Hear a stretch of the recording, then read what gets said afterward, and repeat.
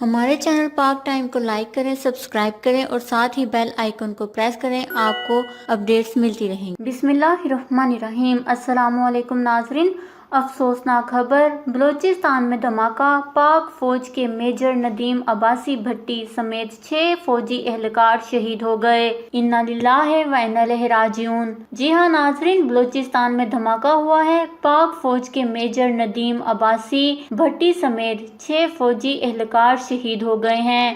ISPR کے مطابق ضلع کیچ میں پیٹرولنگ آپریشن سے واپسی پر سیکورٹی فورسز کی گاڑی پر ریموٹ کنٹرول IED سے حملہ کیا گیا۔ تفصیلات کے مطابق بلوچستان میں ایک افسوسناک واقعہ پیش آیا ہے۔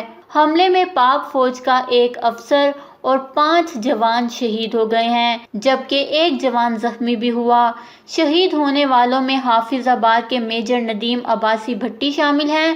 باقی شہداء میں سپاہی ساجد، سپاہی ندیم، نائک تیمور، نائک خضر حیات اور نائک جمشید شامل ہیں۔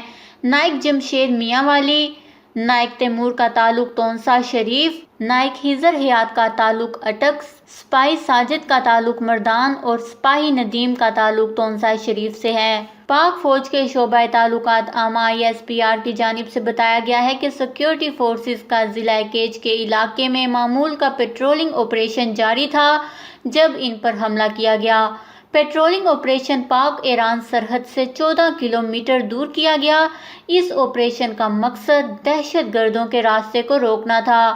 پیٹرولنگ آپریشن سے واپسی پر سیکورٹی فورسز کی گاڑی پر ریموٹ کنٹرول IED سے حملہ کیا گیا، جس کے نتیجے میں پاک فوج کے میجر ندیم عباسی بھٹی سمیت 6 فوجی اہلکار شہید ہو گئے ہیں۔ ان 6 جوانوں کے لیے دعائے مغفرت نیچے کمنٹس میں ضرور کریے گا۔ ہمارے چینل کو سبسکرائب کریں، آپ کو لیٹسٹ اپڈیٹس ملتی رہیں گی۔